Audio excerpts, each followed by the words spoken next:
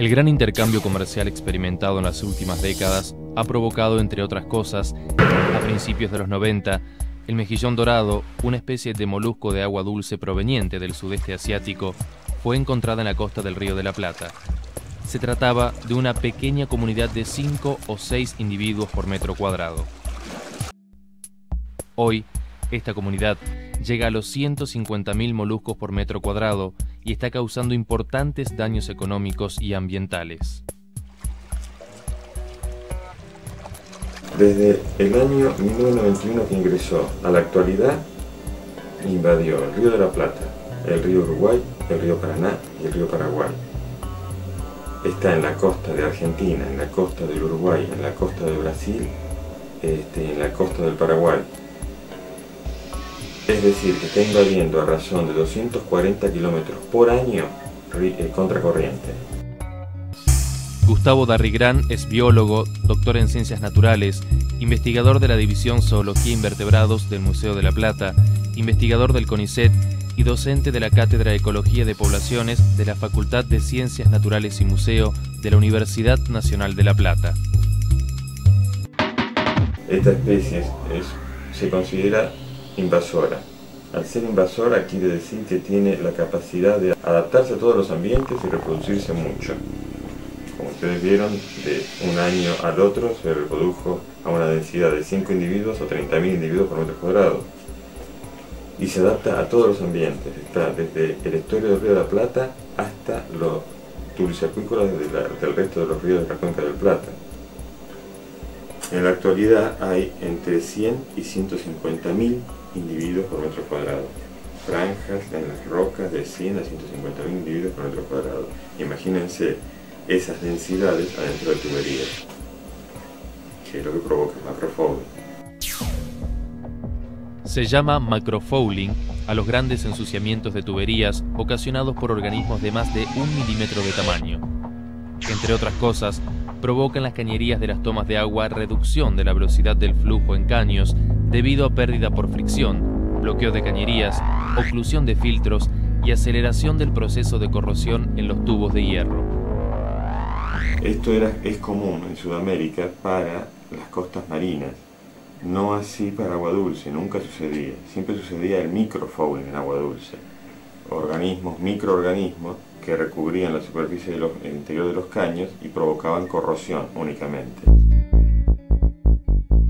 En el año 1994 se produjo el primer caso en Sudamérica de macrofouling, que provocó en la toma de agua de la planta potabilizadora de La Plata el taponamiento de las tuberías. Cosa que es cierto, era totalmente novedoso. Mejillones siempre son en las costas marinas. En este caso el tamaño serían ya prácticamente mejillines. Son chicos. Estos serían... Ustedes pueden ver que el tamaño máximo que llegan es a comúnmente 3 centímetros y medio. Cuando nosotros los descubrimos en Balneario La Bagliardi, partido de Berisso, en la costa del Río de la Plata, encontramos manchones de 4 a 5 individuos por metro cuadrado. De este tamaño, y nos llamó la atención. Pensábamos que había habido una lengüeta de agua marina que había entrado mucho en la historia del Río de la Plata. Pensamos que era algo momentáneo, que nunca más lo íbamos a ver. En lugar de tener 4 o 5 individuos por metro cuadrado, en las mismas piedras donde lo encontramos por primera vez, había 30.000 individuos por metro cuadrado. En la actualidad hay entre 100 y 150.000 individuos por metro cuadrado. Es un tipo de contaminación. En lugar de ser una contaminación química que provoca una alteración en el ambiente, ya sea humano o natural, esta es una contaminación no biológica, sino por especie. Diferenciamos de lo que es contaminación biológica, en que contaminación biológica hace referencia a microorganismos que produce impacto sanitario. Contaminación biológica es eso. Contaminación por especie es el impacto que provoca al ambiente natural o ambiente humano, el impacto que provoca la presencia de una especie exótica, no nativa. Una pregunta interesante de contestar, y que lo estamos haciendo a través de estudios de biología molecular, de estudios de ADN, es ingresaron una sola vez, invadieron una sola vez, o son distintas oleadas de invasiones. ¿Invadieron acá nada más? ¿O está tan distribuida en toda la cuenca del Plata que invadieron en distintos puertos?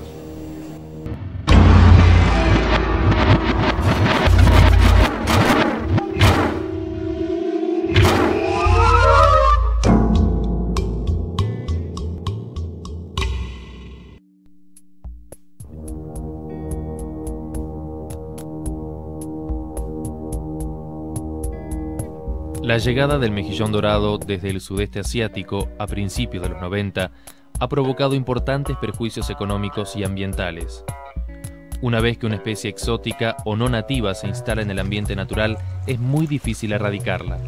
Se busca entonces buscar los medios que permitan controlar o prevenir su invasión a los ambientes humanos e impedir el impacto económico que en ellos causan. Desde el año 1991 que ingresó a la actualidad, invadió el río de la Plata, el río Uruguay, el río Paraná y el río Paraguay. Está en la costa de Argentina, en la costa del Uruguay, en la costa de Brasil, en la costa del Paraguay. Es decir, que está invadiendo a razón de 240 kilómetros por año contracorriente. Y estamos hablando de una especie que vive fija en un sustrato. A través de subsidios de la Universidad Nacional de La Plata, del CONICET, Agencia y Fundación Antorchas, se están buscando los conocimientos básicos biológicos para poder realizar el control de la especie. La especie ya está en el ambiente, ya es nuestra. Lo que hay que evitar es de la toma de agua para adentro, que provoque problemas. Una especie introducida que tiene la capacidad de adaptarse a todos los ambientes y además cuenta con una gran velocidad reproductiva es una especie invasora, cuyo control se hace sumamente complicado. El mejillón dorado es morfológica y fisiológicamente similar al mejillón cebra, otra especie de bivalvo que en el año 1985 ingresó en los Grandes Lagos de Canadá y Estados Unidos. En 1995, la pérdida causada por macrofouling era de $600 millones anuales. A pesar de que se pusieron todos los esfuerzos posibles para investigar y controlar el problema, en el año 1999 la pérdida se incrementó a $2.000 millones por año. Y no hay únicamente una solución, no es que se eche un químico y se solucionó todo el problema. Hay que evitar impactos ambientales al tratar de controlar la especie. Por lo tanto, si se está echando un químico, tendría que ser, y es imposible, ya lo sabemos, que el químico tiene que ser específico, que mate nada más que esta especie, cosa que no existe. Entonces hay que tirarlo de manera adecuada y que sea de un bajo impacto ambiental. Quizás la solución, como se está tratando en América del Norte, es un control biológico con virus y bacterias, que ahí sí podemos hablar de especificidad, parásitos, pero ¿cómo se puede hacer un control totalmente efectivo de que ese virus no mute y ocasione pérdidas con otras especies nativas? Para evitar el macrofouling permitiendo una mayor eficiencia en las tuberías y para que no se provoque corrosión en las cañerías, es necesario detener las maquinarias y limpiarlas. No hay otra solución. Es decir, detener lo que está funcionando, pero que está generando algo, ya sea energía, ya sea limpieza, toma de agua para consumo humano o refrigeración de industria. Fortuné, todo el cordón industrial del Paraná está ocasionando problemas. Está ocasionando problemas en Yacyretá, la central hidroeléctrica argentino-paraguaya. Estamos con un convenio, Servicio Tercero de la Facultad tiene un convenio con esa central hidroeléctrica para tratar de controlar el problema. Otra central hidroeléctrica que se comunicó con nosotros este año, que este año ingresó a la central, es Itaipú. Itaipú es la central hidroeléctrica más grande del mundo, que es paraguayo-brasileña. Una parada no programada de una de las 18 unidades generadoras de energía de Itaipú ocasiona una pérdida de $450.000 por día. Se tardan 3 días para limpiar cada unidad, por lo que la pérdida cada vez que se detiene un generador supera el $1.000.000.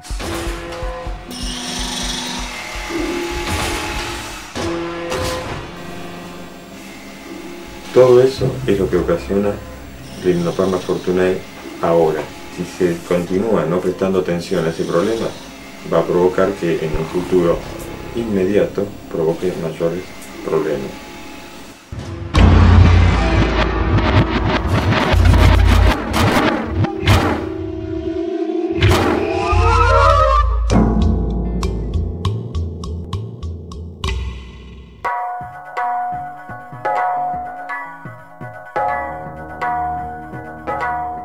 La introducción de una especie exótica se produce, fundamentalmente, por el intercambio comercial de escala mundial.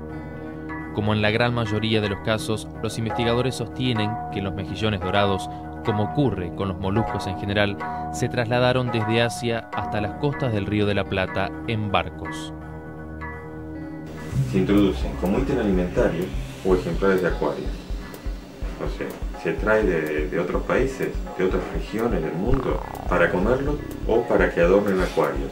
Se escapan y producen la introducción no intencional. También puede ser peces parasitados con larvas y también puede ser por agua de lastre de los buques. Agua de lastre de los buques. Esto es el máximo agente de contaminación por especie que hay hoy en el mundo. Se dice que son 3.000 especies por año que están ingresando de un lugar del planeta a otro lugar del planeta por este medio. Se llama lastre al peso que necesita un barco para tener calado cuando están vacías sus bodegas. En la antigüedad se usaba lastre sólido, principalmente chapas, que los barcos extranjeros dejaban en estos puertos para cargar sus bodegas con carne y cereales. Como el lastre sólido no es económicamente rentable, se lo sustituyó por algo mucho más accesible y barato: el agua. Cuando salen de un puerto de origen los barcos vacíos, cargan agua de esos puertos, que si es un puerto de aguas de mar, cargan agua marina, si es estuarial, agua de estuario, si es agua dulce, pero sin ningún tipo de control biológico, ni físico, ni químico. Cuando llega a puerto destino, descarga el agua, sin ningún tipo de control, ni físico, ni químico, ni biológico. Entonces están metiendo microorganismos o larvas en una cantidad de 3.000 especies por año, de un lugar del planeta a otro. Si descargaron agua marina en agua dulce, fantástico, no hay problema porque esa fauna muere. Pero si descargan agua dulce que trajeron del sudeste de Asia en el puerto de Buenos Aires o en el puerto de La Plata, hay muchas posibilidades que provoquen lo que se provocó, la introducción del Limnoparna fortunae, mejillón dorado. En la década del 80 se producen 2 importantes casos de contaminación de especies provocada por agua de lastre. La marea roja se traslada desde Japón hasta Australia y el mejillón cebre ingresa a los grandes lagos de América del Norte. Esos 2 hechos hicieron que la Organización Marítima Internacional de las Naciones Unidas gestionara para que en el año 2004 exista una legislación vinculada a la liberación y carga de agua de lastre. Prefectura Naval Argentina, que es la encargada de realizar ese control, ya tiene una legislación al respecto para controlar el agua de lastre en Argentina, fundamentalmente en la cuenca del Plata. Fíjense qué compactos que son, que acá no están agarradas con nada más que con el viso entre ellas.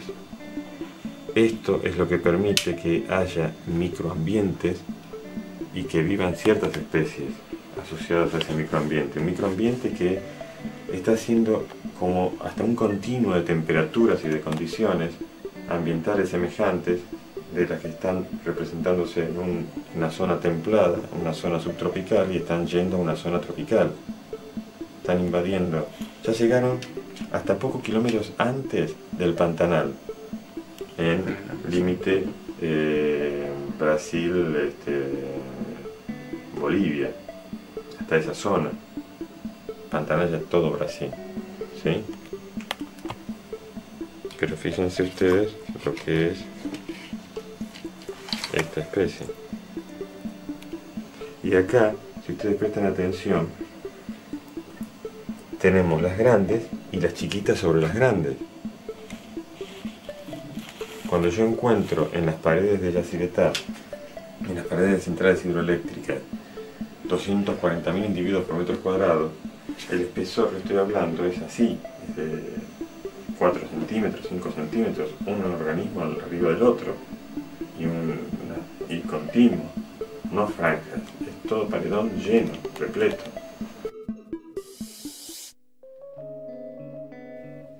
La generación de conocimiento producida por la actividad científica es, en estos momentos, uno de los más ricos recursos que puede tener un país. Conocimiento. Que acá en Argentina, como ustedes saben, no se tiene en cuenta y se está dejando cada vez más de lado, con menor presupuesto, más subestimación y haciendo una generalización de que la comunidad toda considere que con los problemas que tenemos en la Argentina ahora están pagando para que alguien estudie moluscos de agua dulce. Cuando a mí me dan una beca y yo decía, me dieron una beca y estoy trabajando en moluscos de agua dulce del Río de la Plata, y claro, te das cuenta cómo el país va a andar bien si desperdician plata en esos estudios. Claro, era un estudio básico, no un estudio aplicado, no tenía una aplicabilidad inmediata en mis conocimientos, la generación de mis conocimientos, la generación de los conocimientos de mi investigación. ¿Qué pasa? Cuando en el año 1991 aparece el Inotorna fortunei y provoca el primer caso de macrofaunia en el 94, o llamaban a canadienses y estadounidenses, que eran los únicos especialistas en el tema, o venían a la Facultad de Ciencias Naturales y Museo, a ese que le habían dado una beca en un momento para estudiar los moluscos de agua dulce. O sea, fue una inversión que hizo el país al apostar en que se desarrolle esa investigación. Si las investigaciones no reciben el apoyo necesario y se continúa sin prestarle atención a la invasión del mejillón dorado, el problema y los peligros se irán incrementando.